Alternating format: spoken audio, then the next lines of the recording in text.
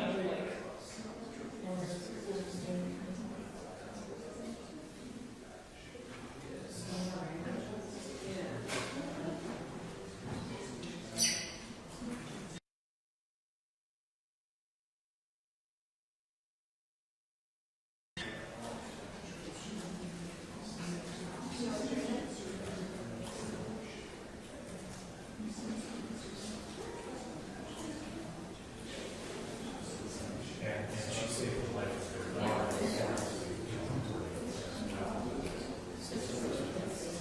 Escape from situation without any physical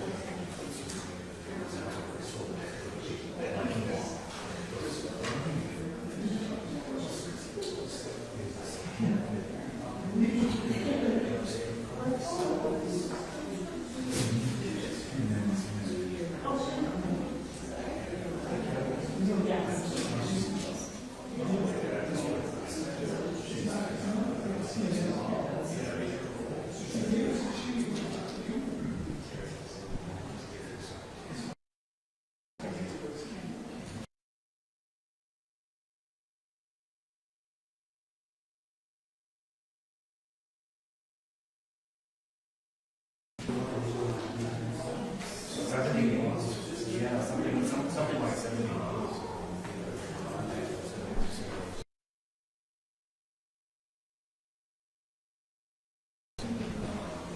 Senator King Smith says that she was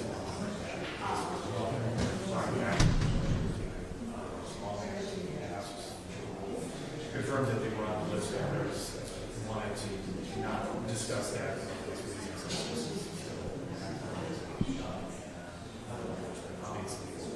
Keeping it tight, little information that you choose.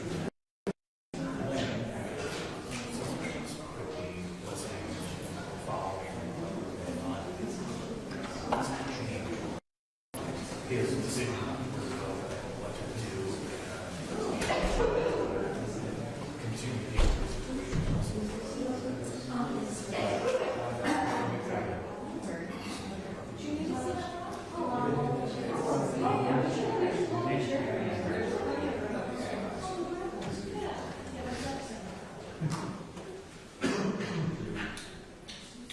Believe me when I say we're almost there. I know. They can trust me this time. Minutes.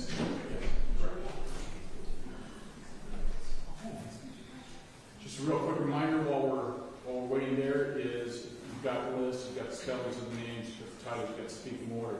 Real quick reminder when it comes to the question and answer period, some of you have heard this now 3 times already here, but on your first question, please introduce yourself and the media organization. After that, questions after that, you don't have to, but your first question, please do introduce yourself and your media organization. I will also make sure and ask for our online audiences, I will also make sure and ask the speakers to repeat the question. That is your chance to make sure, that is your chance also to make sure that your question was understood correctly. Make sense? Thank you. Thank you. Thank you.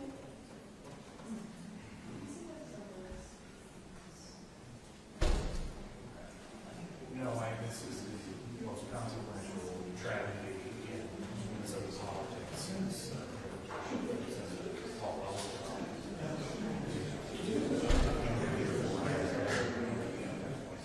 I should I guess I'll just enter the news conference.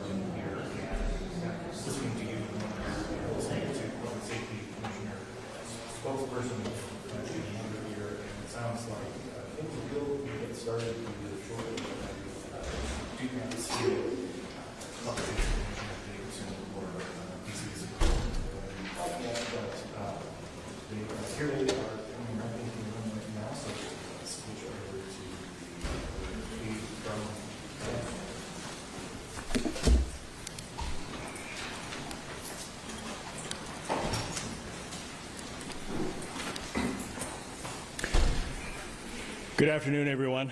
My name is Bob Jacobson. I'm the Commissioner of Public Safety, and it's my honor to be with you again today on this continuing investigation.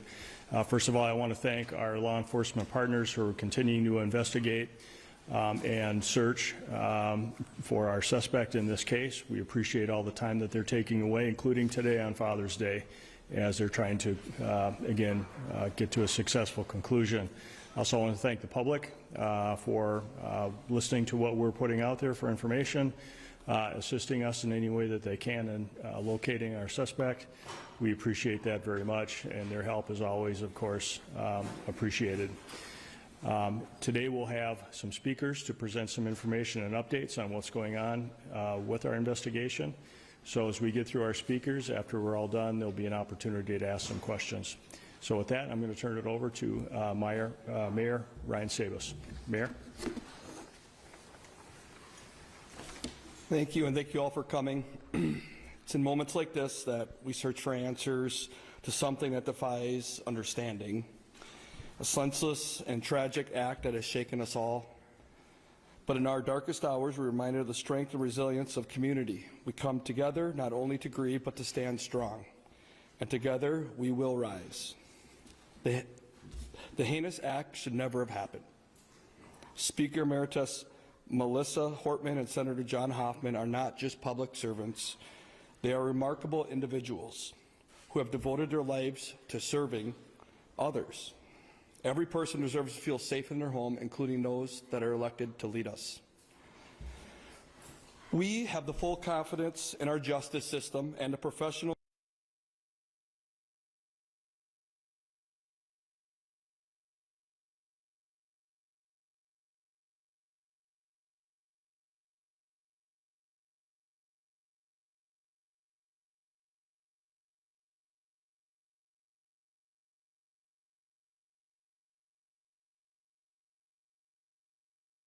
information. Please contact the tip line at bca.tips@state.mn.us or call 877-996-6222 or your local police department. Voice could make the difference. Now more than ever, we must truly focus on what matters. Beneath all of our differences, political, personal, or otherwise, we are all human beings. And every human life has a value. Let us move forward with compassion, unity, and a fierce resolve for care for one another.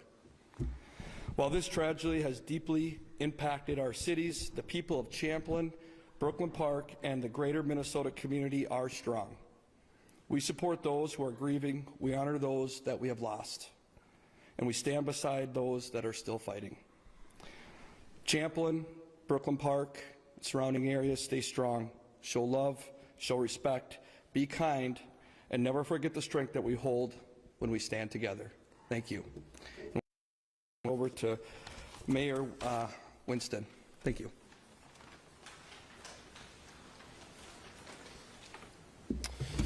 Hi, so Mayor Winston of the City of Brooklyn Park.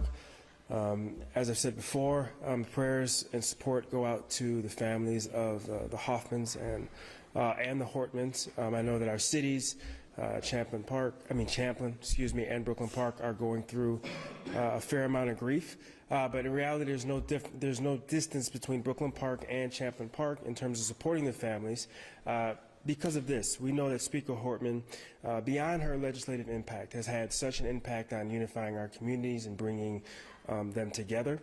And even at a personal level, she's been dedicated to helping youth when nobody was looking. And when we look at Senator Hoffman earlier today, I was at a prayer vigil for him, and we were talking about how are we going to support the family and come together, and we realized that the number that we're going to have to reach out to and the communities we're going to have to reach out to bring everyone together. He's just had such an outsized impact. It's going to be a fair amount of work to properly support and honor him. Because of that, we're really supporting law enforcement in this, and we want to thank law enforcement for the pursuit of justice. So we talk about Governor Walz and Commissioner Jacobson and the resources they made available immediately to our resources at the federal level, the support that we're getting there, county, region,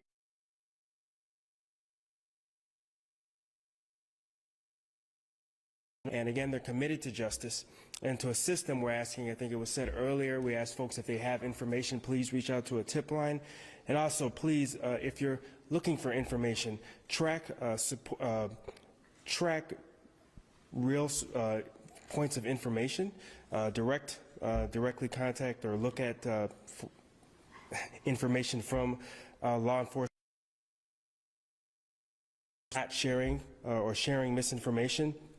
And then also, let's realize it's a time for calming words and influence. We are one community, so we very much need to come together on this and support one another. Again, there is some healing that needs to be done here, and we really want to support the families. Again, prayers go out to the families of the Hortmans and the Hoffmans. So thank you, everybody, for your support, and thank you for support not just for within Brooklyn Park or Champlin, but also thank you for support from across the country and through greater Minnesota. Thank you, Mayor, and mayors and Commissioner, and for everybody. I am Drew Evans, the Superintendent of the Minnesota Bureau of Criminal Apprehension. I want to provide you a little bit of an update on what we've been working on today and where we are continuing to go. Law enforcement continues to work in partnership to locate and take into custody Vance Boelter in relation to these murders and attempted murders. There's a nationwide warrant for his arrest for the murders and attempted murders in this case at the state level, and there's also then a federal warrant for the same crime, or for him as well, for unlawful flight to avoid prosecution. That's through the coordination that's been done with the Hennepin County Attorney's Office and the United States Attorney's Office for that. And so he is wanted on those across the United States. He is not in custody at this time. This remains a very active investigation. We continue to conduct interviews on the investigative piece, not only to learn his whereabouts, but also to follow up on the case and gather the information as part of these the prosecution related to him. As you may have noted today, and I know you've been around and the sheriff provided some updates, there that led us to do the searches that continue in Sibley County. I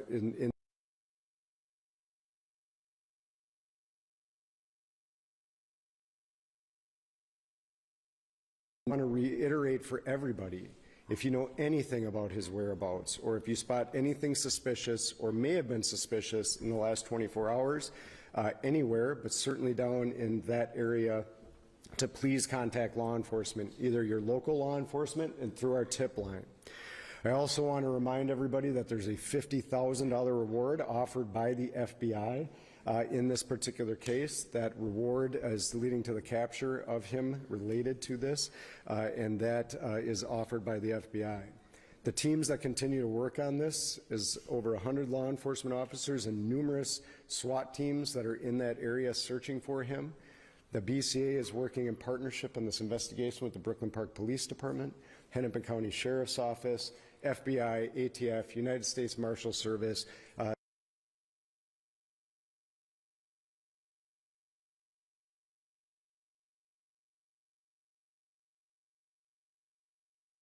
of the utmost priority, and that is why you're seeing teams from the Twin Cities down in Sibley trying to apprehend him as quickly as possible.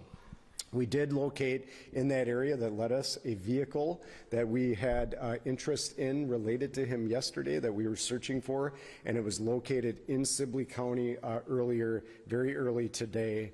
Also, I know it's been reported a hat that we believe he was wearing was found in proximity to that vehicle, which is what has led us to believing he was in that area. As we go forward on this, as we see, what we would ask the public to do is continue to remain vigilant, and anything that you see as suspicious, to please report this to us. You know, for him,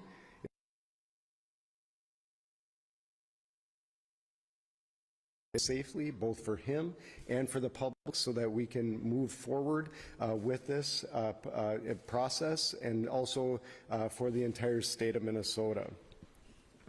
As they noted, our law enforcement continue to work very diligently and hard, and we know everybody wants answers. And what I'd ask for everybody today, I know it's been a long day without updates, but that's because it's been a very fluid day. There's been a number of different things that have been followed up on throughout the day and will continue to.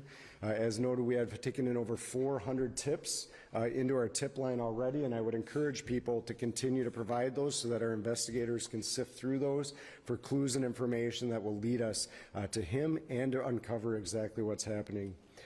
Lastly, I would just remind everybody that we have families that continue to grieve, that are going through this process, and that it's very difficult for them. We've been in contact with families related to this, trying to provide some answers. And while everybody wants an easy answer, I would encourage everybody online and in our communities to not speculate on what occurred and what the motivation was for this.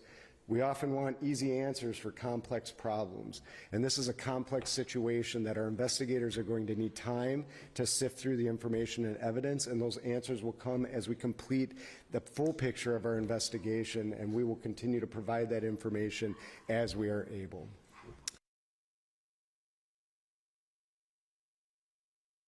That's a very active investigation. So we saw. Excuse me, can you introduce yourself and your media organization? Morning, Walton Care 11. We saw a car being towed away from the scene where you were talking about the active investigation in City County. Did you find anything in that car? Our reporters noticed that there was something being grabbed underneath the blanket. Can you share any information? So the question was, did we find anything in that car? We did find items of evidence in that car that are relevant to this investigation. We can't go into the details of that, but there were items recovered for that car that are relevant, that will be part of our investigation, that provide additional answers. Lead us to believe, additionally, beyond looking for it, that he was associated with that vehicle. Adrian Bronis from NBC News Network. Do you believe the suspect is trying to leave the country? And if so, do you have any evidence maybe towards Canada? So the question is, do we believe that he is trying to leave the country or headed towards Canada? There's a present down in Sibley County, but we don't have him in custody. So we don't have evidence that he's intending a particular destination, but all options are open to the investigative team, and they're exploring that right now. Dan Hart from the New York Times, do you believe he's on foot? The question is, do we believe he's on foot? We believe, in terms of we have not concluded exactly how he is getting around the area at this time. It could be in multiple ways that he has traveled, and that's open, and that's why you see in that area a very large perimeter, because they're looking at various modes of transportation from there. Thanks. Brittany Shepard, ABC News. Do you believe the suspect is still alive? Can you tell us more about the traffic stop involved in what happened? Yeah, the question is, do we believe he's still alive? We're certainly operating as though he's still alive and believe he is at this time, and will continue on as is. And the question about his wife and traffic stop, I think everybody would know that, in any time an individual is identified as a suspect in investigation, we're going to talk to their family members and do that. So we met with his family, not just his wife, but other family members, to really understand what's going on, and that's part of that, and that will help us complete the investigation. And so that was part of what we're doing. Jay? Jay Coles, Channel 5 News. Drew, on that point, are they in custody at all, or were they just questioned and released? And also, do you have any evidence that he might have stopped at another lawmaker's house before he got to Hoffman in the morning? So the questions were, are they in custody? The answer is no. And then as far as the others, we've mentioned we can't get into the specifics of the investigation. We believe that there certainly were other individuals that were identified as part of this information with him. And the terms of what exactly he had done, we are still continuing to build out that full picture as to what his whereabouts were. But we certainly are getting there, and there were other. Yep. Paul knows. One of my colleagues spoke with people in Sibley County who were told that the suspect may have been getting around on a bicycle or an e-bike. Can you speak to that at all? Yeah. So the question was, is the individual getting around on a bike or bicycle? I think that, as noted previously, there might be multiple modes of transportation for the individual, and we can't get into the details and specifics. It might thwart our ability to locate the individual. Yeah, Drew Paul Blue, Fox 9, just about assistance. Do we believe at this point he's getting any assistance? Any evidence that was found? And then just to elaborate a little bit more, on that traffic stop, because there have been leaks that the cash is in the wife's car, passports, weaponry. It sounds, intriguing. Can you elaborate a little bit more on what was found there and why, if so, they were able to be released? Yeah, the question was, why were they about the traffic stop and what were then, can you repeat the first part of your question? And the first was just, is there any hard evidence that he's getting assistance? Oh, yeah, thank you.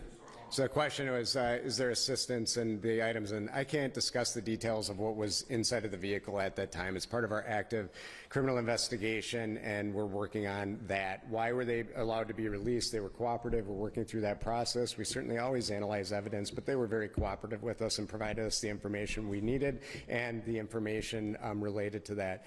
If the question about do we believe he's receiving any assistance,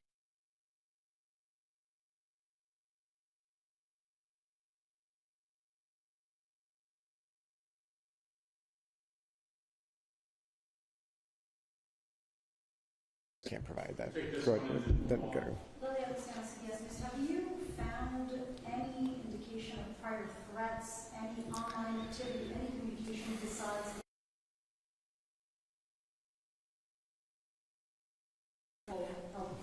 Yeah.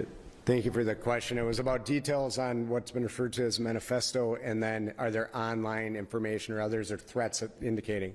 So far, we have not located any prior threats with this individual towards anybody on that. That will obviously be part of a deeper dive to really understand the motivation of this individual and whether or not that is on there and connections might be here or in different parts of the United States. In terms of what's been referred to a manifesto, I want to clarify for everybody, and just for this is not a document, because I think it's important for the public to understand, that would be like a traditional manifesto that's a treatise on all kinds of ideology and writings. This is a notebook with a lot of, that's been reported, of lawmakers and others that are listed in here, and then much more other thoughts that are throughout this, as opposed to a very succinct document that's providing long, and it's mixed in with other documents. So that's where this is coming from. I don't want the public to have the impression that there's this long manifesto that's providing all of this information and details and then associated with names. It's much more about names and then others, and we will work through. And beyond that, I cannot provide details because it's part of the active criminal investigation. All right. Thank you, guys. I have a question. Is the shelter in place even related to this investigation? I'm not familiar with that. I'd have to ask you to go to Egan. The question was a shelter in place in Egan, and I am not tracking a shelter in place in Egan right now. Was it earlier today, or is it right now? I'm getting text right now. I would ask that you, I am not, we've been in here for a few minutes, but so I don't know if there's anything related to ours, but I'd have to ask you to talk to Egan Can you Police just Department. speak more about the federal role? Yeah, I can, just on that. So the federal, yes, So please. Jonah Kaplan from WCCO. If you could speak more about the federal role in all this. Yeah. And is there still an ongoing threat to current lawmakers? So what I would tell you in terms of the questions were ongoing threat to public lawmakers, is there one? Certainly the safety of our lawmakers and public services is utmost concern to all of us. Certainly is to the security apparatus at the Capitol that provide that for them, our Minnesota State Patrol as well, and so we continue to evaluate that. I will say that we have no indication that the individual that is wanted here did anything other than conduct these acts by himself. But that doesn't mean we aren't exploring more fully. If there's any other threats that might be there, we will continue to evaluate that and work together with them. In terms of the role of the federal government, they've been extremely great partners to all of us. The FBI and ATF, the United States Marshal Service, and others from the federal government are providing both investigative assistance on this case and then participating in the manhunt for the individual to locate him and take him into custody safely.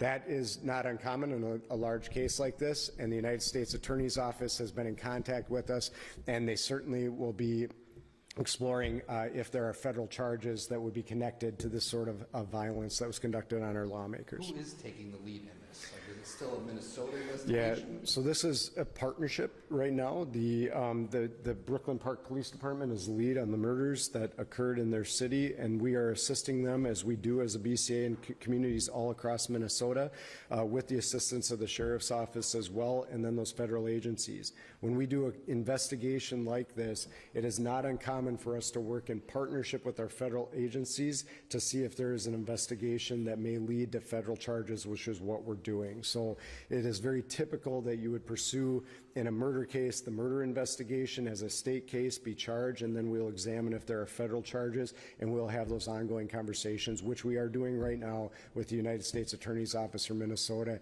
And in that case, the FBI is typically the lead agency in that case, unless there is something else that's more specialized, like gun charges, etc. All right, thank you. We should answer this. So, and this is, the question is, this has been expanded to South Dakota, and I think that came from, I don't know the specifics, but oftentimes when we're looking for an individual, we will send out information to law enforcement in surrounding states. Yesterday, he certainly had a lot of time to be able to cover a lot of distance once we knew that he had escaped from the crime scene.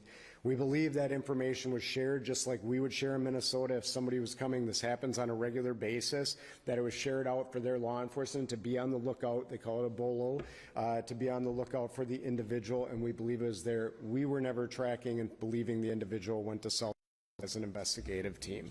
Thank you. Thank you all. Thank you. Thank you. Happy Father's Day to all the dads. Thank you, everyone.